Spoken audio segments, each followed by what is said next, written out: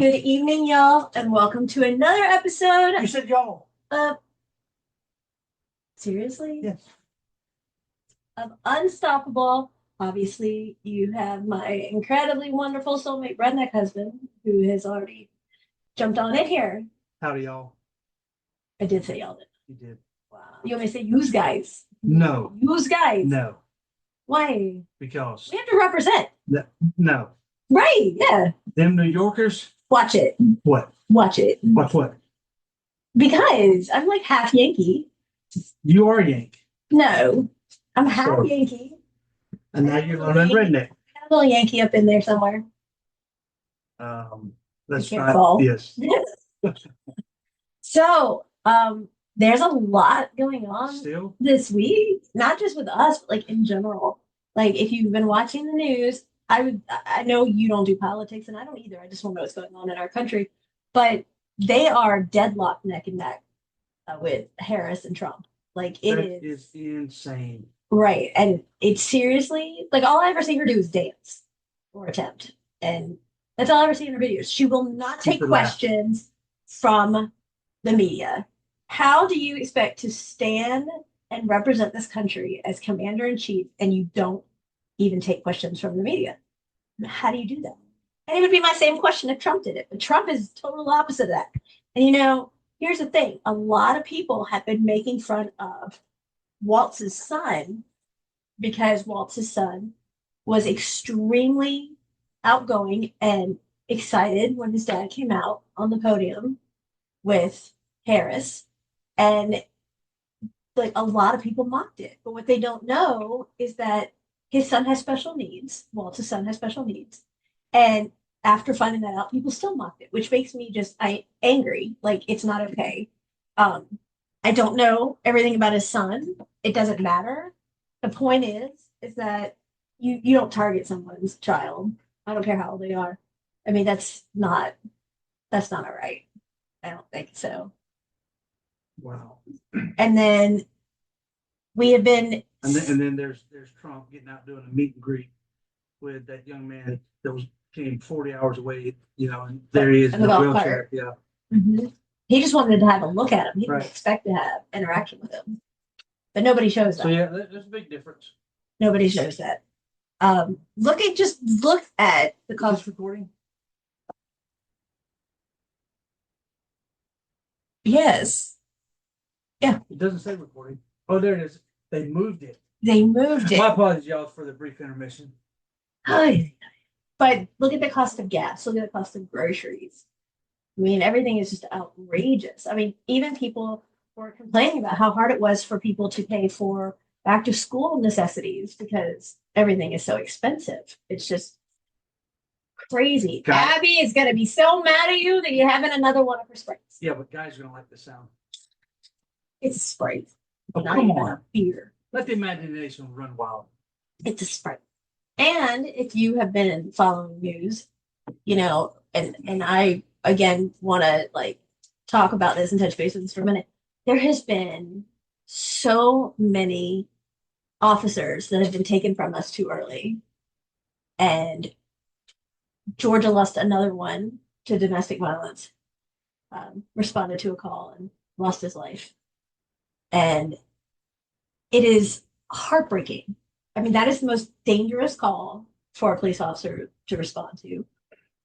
And one thing that I wish they would show, everybody says if it bleeds, it leads. They don't show, like the camaraderie of the fire department and the police department and how they stand on the bridges and the emergency lanes and they have all of their lights on and they're showing respect and for the fallen officer. And you see on these videos these cute little tiny boys like standing there waiting on the procession to go by and then they salute. And the camaraderie is nobody looks at those individuals and says, oh, there's Caucasian, there's African American, there's Latino, there's whatever. It's all people united together out of respect, right? So I don't see why we can't do more of that, but it shouldn't cost the life of someone in public service to bring that out of people. My husband is just not speaking. in these long silences. Was that pause for me to interject something? Yes. No, give me the microphone. So, y'all know I was in law enforcement for 13 and a half years. Okay, you can go out there and become a police officer and be full of piss and vinegar and want to chase bad guys, running Mach 1 down the highway, Yeah. right? With your lights and sirens going. Your what? Sirens. Anywho, and you'll come to a point where, once you get that out of your system, it just becomes droll. There's no more excitement. Okay. And then you start becoming complacent. Okay. Every traffic stop is not, hey, they can murder me. It's just, oh, here's another stat. Here's another ticket. This Yahoo ran a red light. I staked out a four-way stop sign, and That was your honey hole. they're going to get another ticket. I'm going to be king of tickets today. Well, you become complacent, and I wish these officers wouldn't. I did, but I had to get out of it. I carried 5 knives on me and 4 guns, and I even put a handcuff key up under my watch. I remember that. Because one of our officers made a traffic stop, and the driver of the vehicle whooped his butt, handcuffed him, and threw him in the trunk of his police unit, got in the police unit, and drove to the next county where they found the officer. So you can become complacent, and I really wish officers would be more cognitive of their surrounding, and not just think, this is just another traffic stop. This could be life or death. So my hat goes out to the officers.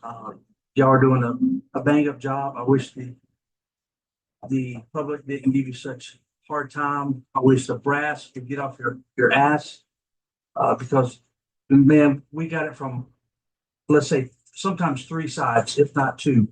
You got it from brass, the citizens, John Q. Public, And the then media. and then you get it from home life, because our home life suffered, our marriages suffered.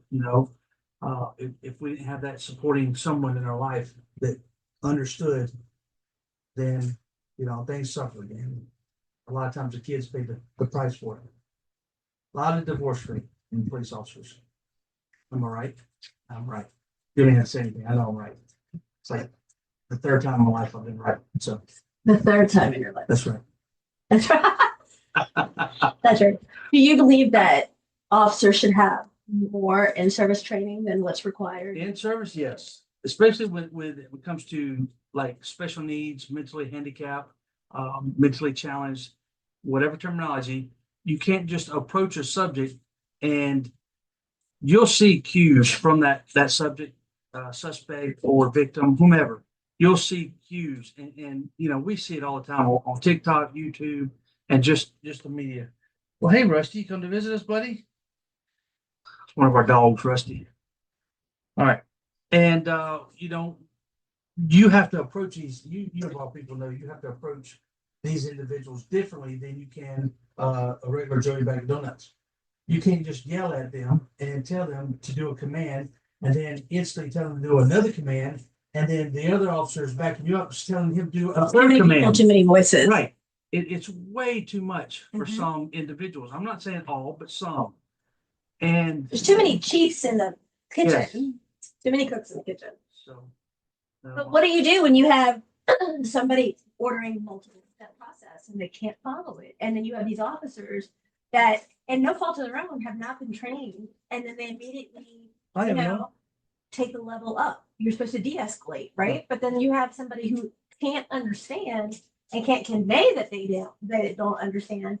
And then the officers, got that low going and tunnel vision and thinks he's non-compliant, and then it just gets out of control. And then, a lot of times these kids, like when you have a seizure, you have so much strength. People don't realize the strength that somebody can have during. We used to call them cockstrong.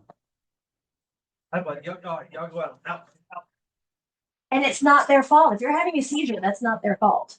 You do realize that stucco. My stucco is the best because he's so well behaved by my mom. So y'all be advised that we're not bashing cops. Not at Okay. all. Not at all. We just wish that there were more training There should from be more. qualified trained professionals who deal with either the mentally challenged, handicap, or special needs directly that can advise officers what to look for. Right. Because the last thing I knew when I was doing any kind of teaching down there at the academy was in-service training, really. And there's no other way for me to say this. It's kind of a joke on the hours that are required. You have to do your first aid CPR.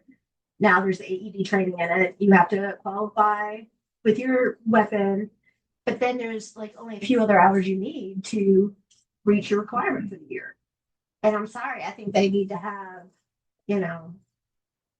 seriously, I mean, it could be life or death situation. But I truly believe that there should be all new laws and everything else on the whole domestic violence thing, because there's just, more, I hate the term victims, but victims turning survivors are incarcerated than the abuser themselves. And that is not okay. Like, I don't understand how anyone can see that and say, well, that makes sense.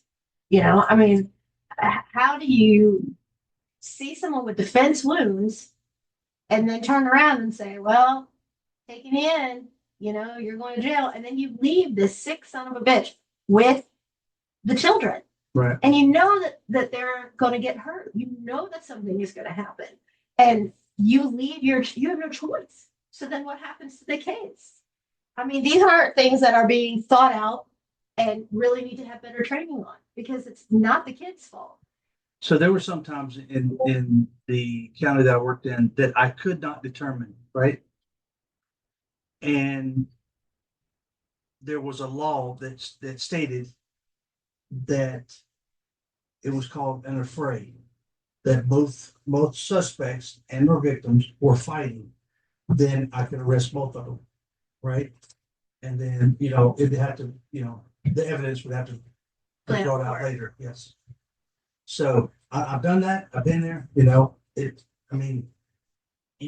officers have to make split second decisions. Absolutely. And sometimes it's tough, we don't know everything, guys. The law to me was boring. It was just dry, and I can't remember everything.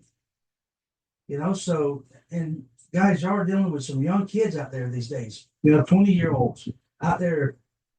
That's the law. What they say goes, and they can put the handcuffs on you, detain you.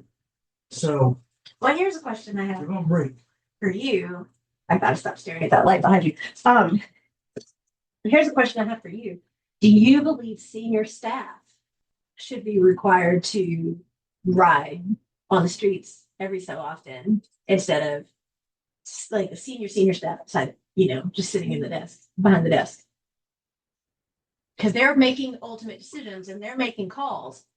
Do you believe that they should be out on the street once a week, once a month, whatever the case may be, is to get that firsthand knowledge?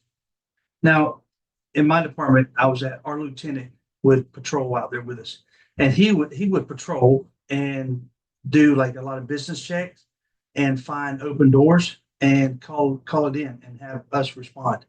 But it's not like you're senior. You put in your time. You deserve a little kickback, right? As far as hey, I need to take it easy. I've got a lot of paperwork to do. I've got my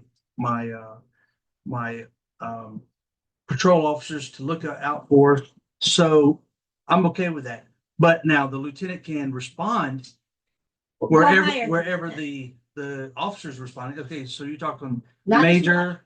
Go higher, right? Senior staff. Okay, well, maybe they can ride around with the lieutenant. But the ones and that respond never, ever, ever to the same cause once the officer arrives on scene.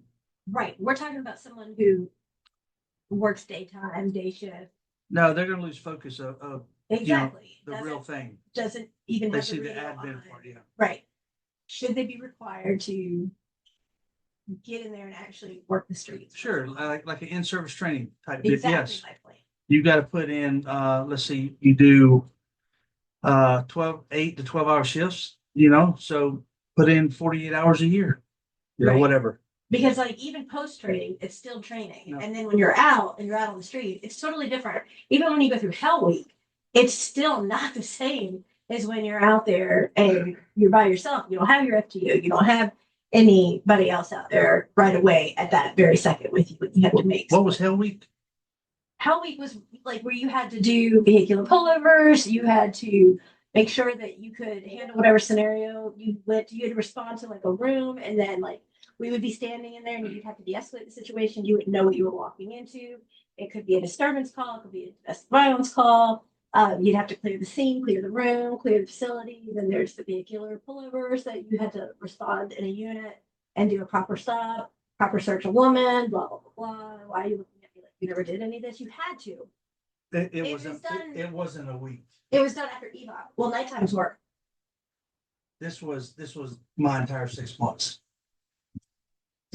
But then you have people who just come into the department in that higher position who didn't start grunt up and just like walked in with, you know, high rank, but didn't ever ride a patrol car. And that's why I'm just curious, you know, when you see these individuals that have passed away and they're making these split decisions and, you know, they're leaving their family behind and they've got, I mean, there's never going to be enough training, in my opinion, because every call you go on is going to be different, right? Like every call, every time you approach a vehicle, 100 scenarios could play out. You know, you don't know which one that's going to be, right? You know, are you going to get to go home to your family tonight? That's the ultimate goal you have starting shift. But you don't know when you approach a vehicle or when you go to a call, is it going to be, I mean, I will never forget how you went to a disturbance call and you had no idea what you were walking into. And it ended up being a very elderly person who was getting it on with his girlfriend. And that was hilarious. I mean, I think that was the start of Viagra. that was hilarious. And I remember you said, I need to put my eyes on your girlfriend and make sure she's okay because we've had some complaints that there was some screaming going on. And you and I were both wondering, is this going to be like some 20-year-old, very hot, attractive woman? Or is this going to be, you know, your age appropriate 75+ year old woman, you know, with the furniture disease and her chest hangs into her drawers and she's gonna, because this guy, when you open the door, this guy was naked at the door the day he was born. You know, you never know what the call's gonna be. I mean, that was just a fun one because, you know, you had to maintain your composure and professionalism and straight face, which I don't know how you of all people did because that's just not like you. But there's just not enough training. And people do get complacent and they get in their little honey holes and whatever the case may be. And why are you making this face? I'm just listening at you. Reminiscing? No, listen at you. But am I right or wrong? You're right. And then, exactly. And so then, you know, I just want to look out for the welfare.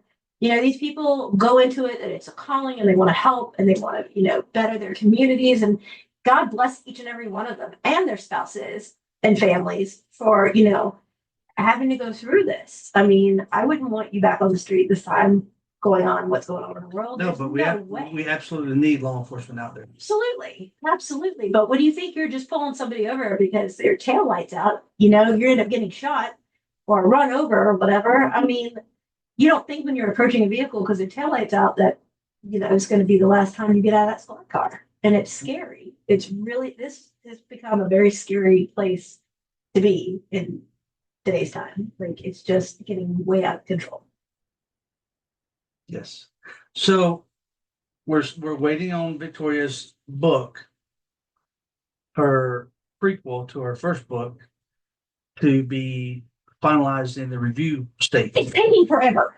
It's taking forever. My husband gave me such a round of crap because Wednesday night I said, that's it. And I had been working diligently on this and I couldn't get it to configure appropriately. And so I went into our room and I was like, that's it. I'm just done. I can't do it. You know, it's not going to work. And we were laying there, and then it was like, I don't know, 11 or 12. And you said, "You going back to work, aren't you?" And I said, "Yep." And I said, "I gotta do this." I had a little sign that showed me I needed to get my took us up and go back and try. And like 3 in the morning, I got it done. And now it's still holding in review. And it's like I'm like a little kid at Christmas, open, open, open, open, open. Because I can do a workbook. I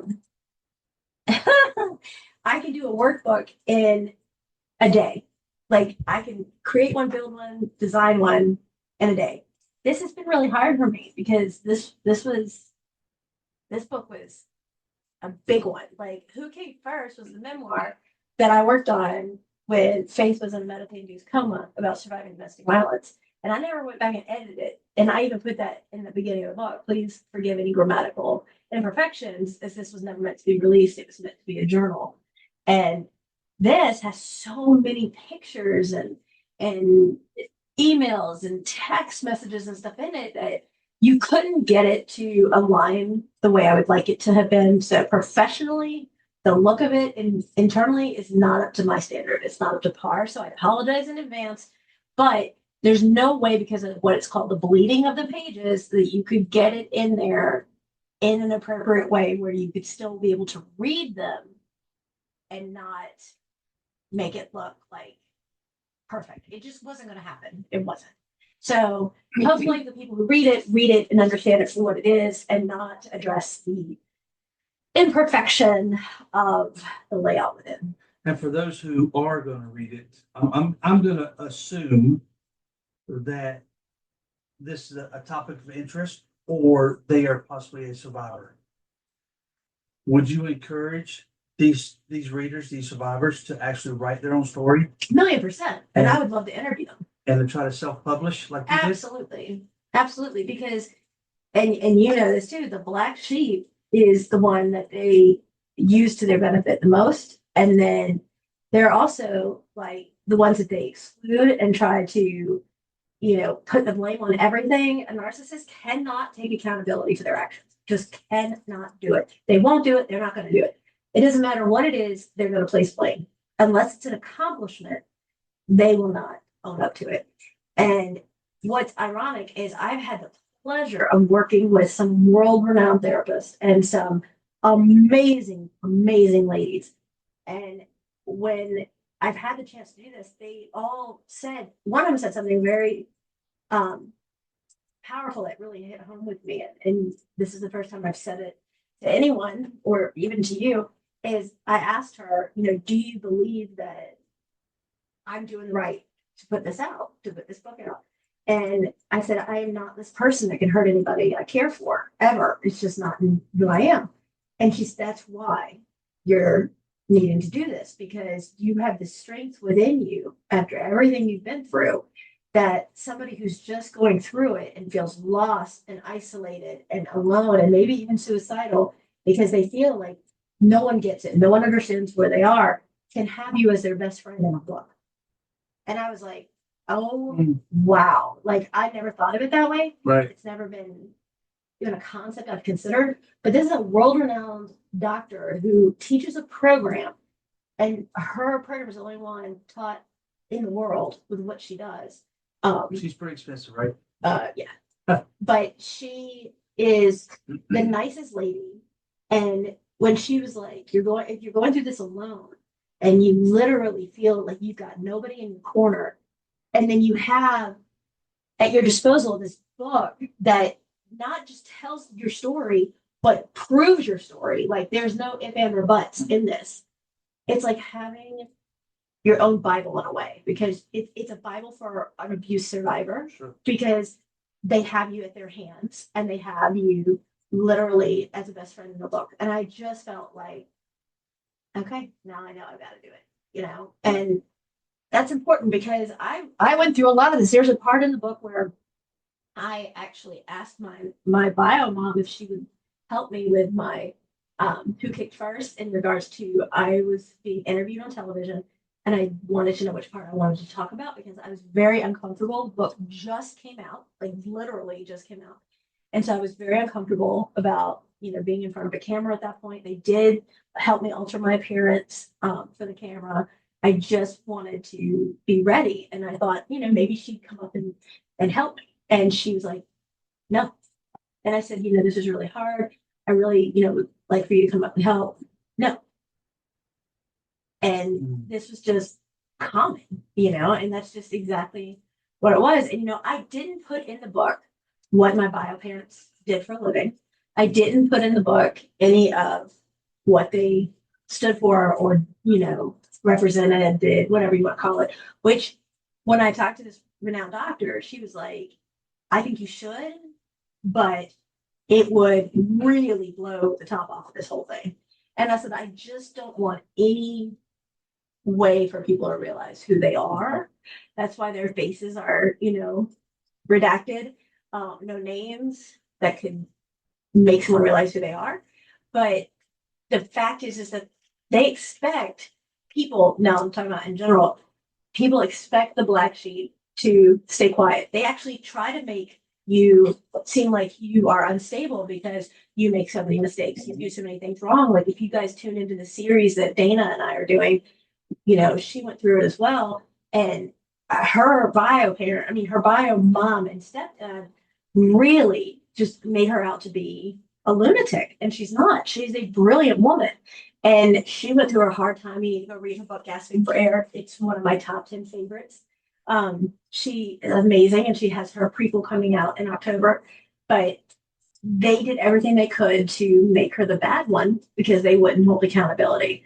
And that was just mind blowing to her. And then, you know what? The black sheep is the only one who comes forth and never tells the truth because they feel like that's all they have, because that's the only way they can remain sane is by continually reminding them that we didn't do this. We didn't do what we're being blamed for.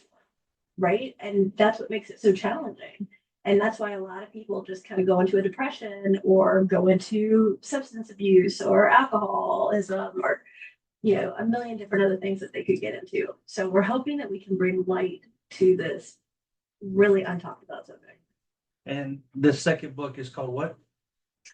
I put it out there in some of the groups that I'm in, and I can't tell you how many people thought it was brilliant. The title is Narc Narc, Who's There? Instead of Knock Knock, because you think about it, when a stranger or someone you just quote unquote family friend goes to the front door of the house, they knock on the door and the outside looks, nice or whatever, and they have no idea what's going on behind that door. And then when you open the door, you don't know what you're going to get. Like, are you going to get that person who cares more about what a stranger thinks and cares that you think, that they have all this fluff and materialistic garbage? Or are you going to get that monster that only the internal family gets? And 99.999% of the time, you don't get that monster. You get that wonderful person with that crazy mask on. And so, Narc Narc, Who's There? And I started putting the information that the book is coming out soon. And I bet you I've had several hundred people, honestly, that have come out and said, I freaking love the idea of this title. Like, it needs to be talked about. And, good for you for doing that. And that's not why I did it. I didn't do it for the good for you. I did it because if it helps one person, then it's worth it. Absolutely. So y'all be sure to go on Amazon and get her first book, Food Cake First by Victoria Curie. And then look for the second one. Hopefully this week it'll be finalized. Narc Narc, Who's There? And also, don't forget about our little Faith. Check out her books. I believe she's up to 5. And she is continually inspired by her mom, who is Awesome Sauce, a sexy redheaded vixen. Whatever. To continue her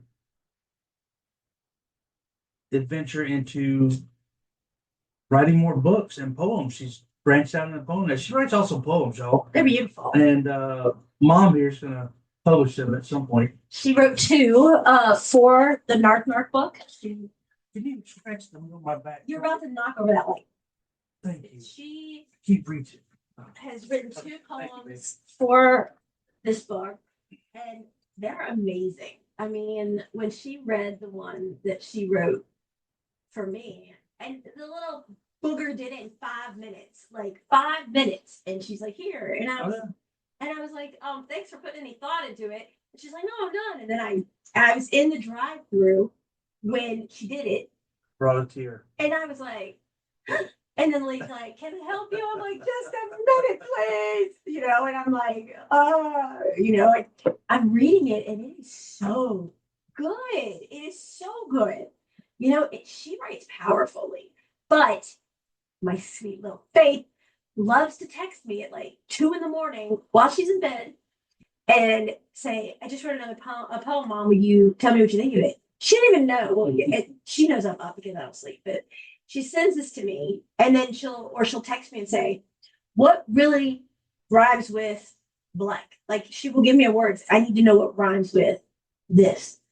And it's like 1:45 in the morning or whatever. And I'm like, sleep. And she's like, that's not what I asked. And I'm like, how about, she's like, I have another poem. Can I send it to you? And I said, is it called Meeting the Inside of My Eyelids? Oh, very funny. Like I never want to stop her from her creativity. It's amazing and beautiful as she is. And I really think her poems are going to help a lot because you can resonate with them.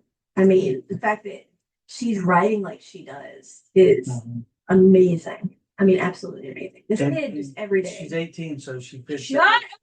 Oh my God. What? Weird generation of what? She's 18? Yes. She can legally move out. No. What? What's wrong with your voice? I don't rightly know, sir, but I can tell you right now that statement is not true. She doesn't want to move out. She wants to stay. And I'm You're an awesome mom. okay. Yes. Because she knows she's loved unconditionally, she's safe, and she's happy. And this is like so important for her. She needs that. So you mentioned Dana, Yes. and you mentioned a series that you are doing. What's it called? It's a long title, but it's Narc Narc, Who's There? Help Me, I'm Gasping for Air, which is the collaboration of the Narc Narc coming out and her first book, Gasping for Air. And I'm telling you what, I bet you, I don't get a lot of time to read, but that book goes with me when Faith is in the hospital. And I bet you I've read it at least 3 or 4 times. And every time I read it, I find out new things. I see new things in the book. And it is so good. And no, she didn't pay me to say that. She is just, I mean, she's a wonderful person.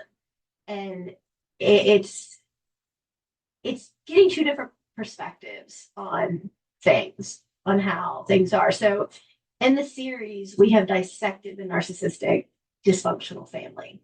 And like we've done an episode on a narcissistic parent, the golden child, the black sheep, narcissistic grandparent, the perception of society to a narcissist. We're doing 1 episode per topic, and it is amazing. She's amazing. I'm so honored she's co-hosting this. And actually, everybody mark your calendar. If you go to Victoria Cure's author page on Facebook, you will see that we are actually doing an intimate setting on the 31st, which I think now I made a big because that's Labor Day weekend, where we are going to have you have the opportunity to come and speak with Dana and I, ask questions. It's a forum for narcissistic recovery and survivors and thrivers, and we would love to see you. It's $5 for the ticket, which covers the ticket fees and entrance into the Zoom with all of us. And we are I'm giving promo codes to all of our workbooks where you get 50% off. And it's not 1 book. So if you go in there and you see that you like 4, 5, 6, 20 of the plus workbooks that are in there, you get 50% of all of that off, not just that. So you get your $5 back, hands down, without question. So we'd absolutely love to have as many of you guys go. We only have very limited seating available. So go over to Victoria Cure author page on Facebook and follow, share, like, give it to your friends and support. And we are all here together to help one another, lift each other up. Absolutely. That's great. So anything else in closing? You're done already? I'm done already. What? Been working my butt off all day. You've been playing video games for like 4.5 hours. That was sporadically. Negatory. We watched movies on the couch. No, we did not. You and Faith did. I've been working. We cut the grass. That took 8 minutes. We picked up Din. Did you cut the bushes? No, but I sprayed the house. Outside or inside? Inside. Did you actually use a spray? Yes. Huh. Uh-huh. But I guarantee we didn't wash the dogs. No, I did not wash the dogs. They get washed sometime. Wash. That sounds Yankee-ish. Washed. Uh-huh. Washed. You need to wash the dog. Wash. And you usually say dog. It's so cute. I want to see if I can get him to do it. When I talk like this, No. come on, No. it's so cute. Please, please. Thank y'all for listening to Unstoppable with Go Victoria upstairs. Kieran and myself, Michael. Y'all continue to follow and share. Please share. I'm pouting. This woman, I tell you what, I love her to pieces. Then piece yourself together and say, I wish I could give you an arm.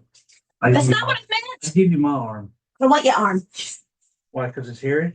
I already have your hand. Or you have a heart. Oh. Brownie points. Hi, y'all. Say goodnight.